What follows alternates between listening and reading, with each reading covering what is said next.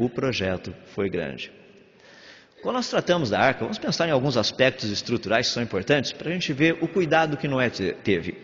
Praticamente que você tem aqui a arca toda, ali a parte de cima vocês estão vendo aquilo que a gente chama de uma abertura de aproximadamente meio metro à sua volta toda. Funcionava para iluminação e para respiração.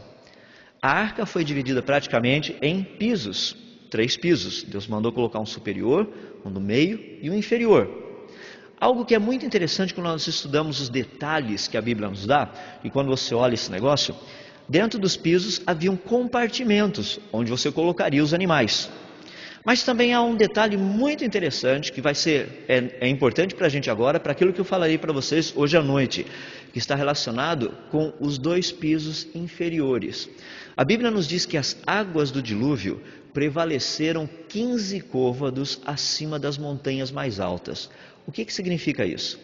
Imagina aqui sendo o fundo, o topo das montanhas. A arca e a água estava aqui em cima. O tanto de água que tinha e a arca dentro da água, ou seja, você tem 15 côvados da arca dentro da água. A arca passava em qualquer lugar e não raspava no fundo. Significa que pelo menos 15 côvados da arca estavam abaixo do nível da água. O que implica em que os 2 compartimentos inferiores estavam praticamente embaixo d'água. O que vai implicar o quê? Era escuro e frio. A água do oceano é fria. Na praia é quentinho, mas vai lá para o meio do oceano para você ver o negócio como é que é. É outra história ali. É uma temperatura média mais ou menos de uns 10 graus, dependendo do lugar, até inferior a isso. 12, alguns lugares, 8, alguns lugares até 6 e 7 graus. Então há uma conotação muito interessante de vermos os detalhes. Algo que é muito interessante é que a Bíblia nos fala do tipo de madeira que foi construída a arca. Nós não temos certeza que madeira é essa. No original está ali, a palavra hebraica é gopher. Nós traduzimos isso daí como cipreste. Ali você tem uma ideia do que é o cipreste.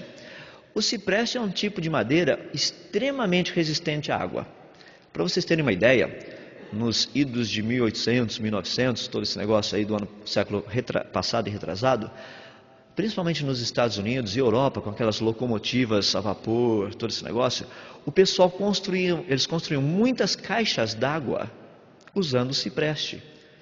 Existem caixas d'água até hoje, com mais de 200 anos, que ainda o pessoal coloca água dentro delas. E a madeira não apodreceu, porque cipreste é uma madeira muito resistente, ela é extremamente resistente. Esse foi o tipo de madeira que Noé utilizou para construir a arca. Mais uma vez, nós não sabemos se é cipreste. O que nós conhecemos hoje, que é muito parecido na descrição, é essa. Só para a gente terminar a parte da arca, eu gostaria de tratar algumas coisinhas de aspecto de âmbito geral sobre isso. É o seguinte, imagina a construção de um barquinho desse jeito, como mencionei para vocês.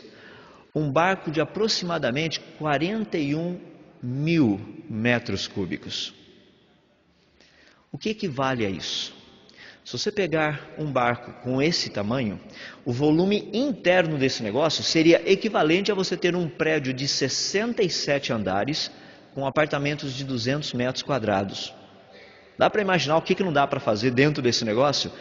O espaço é muito grande, mas mesmo assim as pessoas questionam, peraí, segundo o texto que você leu, ali diz que Deus mandou entrar 2 de cada espécie.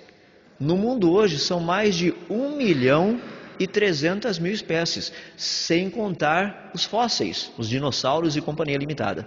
Ou seja, tem muita coisa para ser colocada ali dentro. É verdade. Olha que interessante, portanto, a estrutura que esse negócio tinha que ser para poder manter todo o sisteminha estável. Primeiro, a arca tinha que ser um barco que poderia manter vida ali dentro, como nós já vimos ontem, por pelo menos 1 ano. Imagina Noé construindo barco pensando o seguinte, eu vou construir um barquinho, o negócio aí vai ser uns 2, 3 meses, daí tá beleza, a gente já sai, já destruiu o mundo mesmo, a gente continua rolando o show. Já pensou se Noé tivesse construído um barco para durar 2 meses? Tem uma passagem na Bíblia que eu acho muito interessante. Certa vez Eliseu, falando com o rei, Eliseu, já velho, ele chama o rei e fala assim: vem até aqui, eu preciso que você faça uma coisa. O rei foi até lá e Eliseu disse o seguinte: está vendo essa janela voltada para a direção a Damasco? Atira algumas flechas. O rei, que estava com uma aljava cheia de flechas, pegou uma, pegou outra, pegou mais uma e parou. Eliseu ficou tão triste, mas ficou tão irado também. Falou: por que você parou? Por que você fez só isso? Se você tivesse lançado umas 6 ou 9, você teria destruído os nossos inimigos. Agora você, por ter lançado apenas 3, você terá apenas 3 vitórias contra eles. Imagina se Noé tivesse feito o trabalho pela lei do mínimo esforço e do menor tempo necessário. Noé era um homem sábio, ele não sabia quanto tempo a coisa ia durar. Deus não disse a ele quanto tempo iria durar. Ele fez o máximo que deu para fazer dentro daquele negócio. Em vez de pegar a roupa dele e só amontoar tudo, ele foi lá, enrolou, porque cabe mais quando você enrola, tudo dobradinho ali para pôr mais roupa.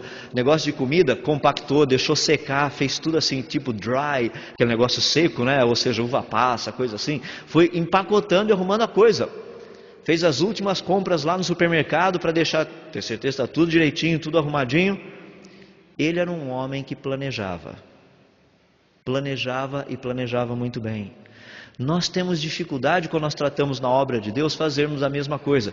Tudo é meio ralado, né? É para Deus? É para a glória de Deus. E a gente ensaia no último minuto, no último segundo, aí vai lá e faz o negócio, mas é para a glória de Deus. Irmão, se não der certo, não se preocupe, é para a glória de Deus, afinal de contas. O irmão canta desafinado, o acampamento sai pela metade, gente morre do lado de fora, mas foi para a glória de Deus, afinal de contas.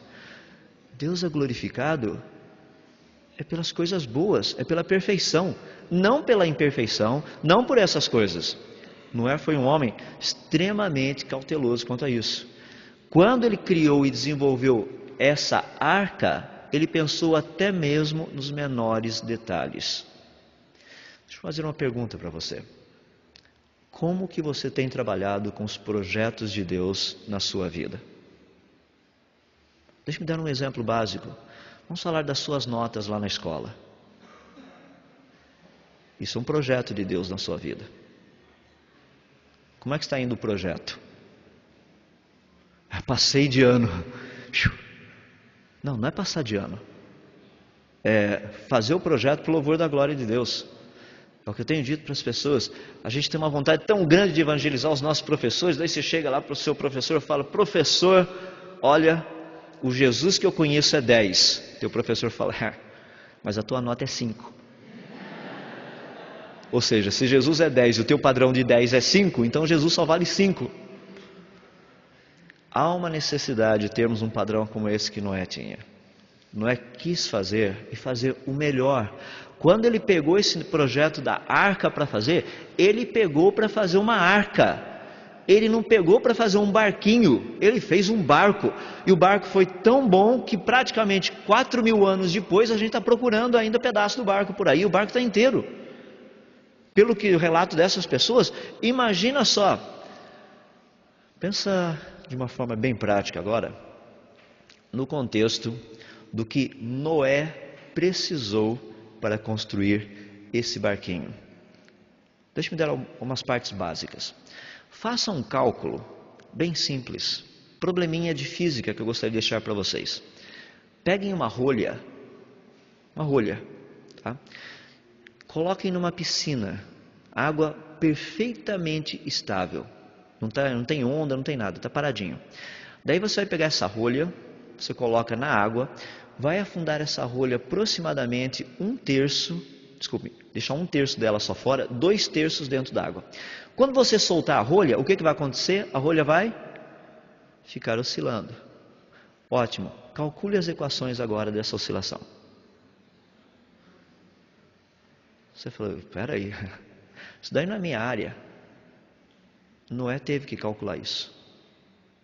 E Noé era fazendeiro.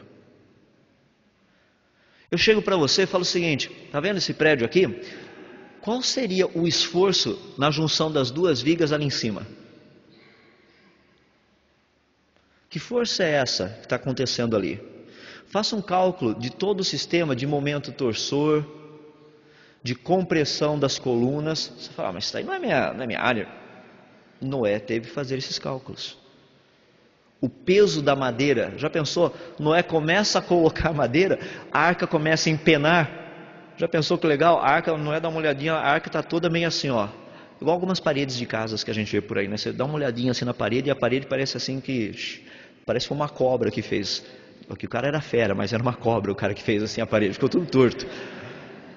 Noé precisou cuidar desses detalhes, escolher madeira, ter padrão de qualidade. Não, essa madeira aqui não está boa, não. Aquela ali está legal. Essa pode pôr.